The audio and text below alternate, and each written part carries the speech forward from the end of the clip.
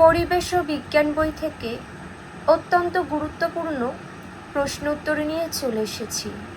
চলো আমরা প্রশ্ন উত্তরগুলি জেনে নিই। প্রথম প্রশ্নটি দেখো, একটি অধাতব তড়িৎ পরিবাহীর উদাহরণ দাও। গ্রাফাইট। নেক্সট, তড়িতের কুপরিবাহী একটি পদার্থের নাম করো। কাঠ। কাঠের মধ্য দিয়ে কিন্তু তড়িৎ যেতে পারে না, অর্থাৎ তড়িৎ কাঠের মধ্য দিয়ে চলাচল করতে পারে না। নেক্সট, কোন ধাতু সবচেয়ে ভালো তড়িৎ পরিবহন করে? রূপো। মনে রাখবে, রূপো সবচেয়ে ভালো তড়িৎ পরিবহন করতে পারে। নেক্সট, পাতিত জল ও নুন জলের মধ্যে তড়িতের পরিবাহী কোনটি? নুন। নেক্সট, গলিত ক্যালসিয়াম ক্লোরাইড জলে দ্রবীভূত ক্যালসিয়াম ক্লোরাইড ও কঠিন ক্যালসিয়াম ক্লোরাইডের মধ্যে কোনটি তড়িৎ পরিবাহী নয়? দেখে নাও, কঠিন ক্যালসিয়াম ক্লোরাইড, এটি তড়িৎ পরিবাহী নয়। নেক্সট, একটি জলে দ্রাব্য কঠিন পদার্থের উদাহরণ দাও যার জলীয় দ্রবণ তড়িৎ পরিবহন করে না। এটি হবে চিনি। পরের প্রশ্ন, একটি জলে দ্রাব্য তরল পদার্থের উদাহরণ দাও যার জলীয় দ্রবণ তড়িৎ পরিবহন করে না। দেখে নাও উত্তরটি, ইথাইল অ্যালকোহল। নেক্সট, দেখে নাও 8 দাগের প্রশ্নটি, ভালো করে দেখে নাও। গলিত অবস্থায় বা দ্রবণে কোনো পদার্থের মধ্য দিয়ে বিদ্যুৎ পাঠিয়ে রাসায়নিক পরিবর্তন ঘটানোর নাম কি? তড়িৎ বিশ্লেষণ। খুবই গুরুত্বপূর্ণ এটি।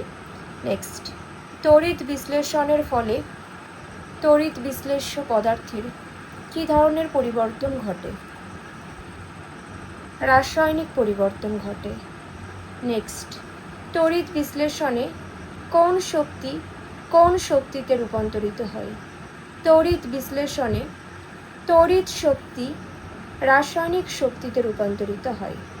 নেক্সট, তড়িৎ বিশ্লেষ্য পদার্থ কোন অবস্থায় তড়িৎ পরিবহন করে?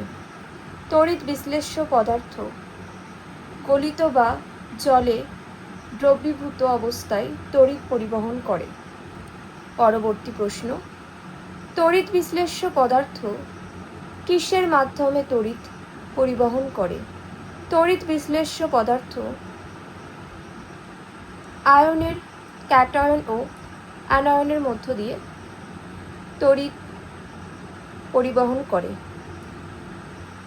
নেক্সট, তরল অবস্থায় তড়িৎ পরিবহন করে অথচ তড়িৎ বিশ্লেষ্য নয় এমন পদার্থের উদাহরণ দাও। এটি হলো পারদ। নেক্সট প্রশ্ন দেখে নাও, দুটি মৃদু তড়িৎ বিশ্লেষ্য পদার্থের উদাহরণ দাও। দেখে নাও উত্তরটি, দেখে নাও ভালো করে। নেক্সট প্রশ্ন, দুটি তীব্র তড়িৎ বিশ্লেষ্য পদার্থের উদাহরণ দাও। সালফিউরিক অ্যাসিড ও সোডিয়াম হাইড্রোক্সাইড।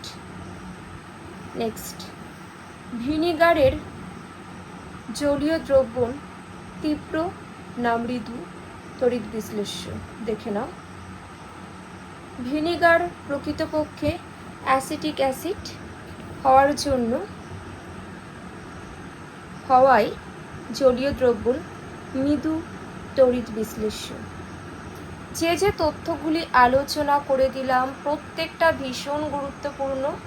কারোর কোনো মন্তব্য থাকলে অবশ্যই তোমরা কমেন্টের মাধ্যমে আমাকে জানাবে।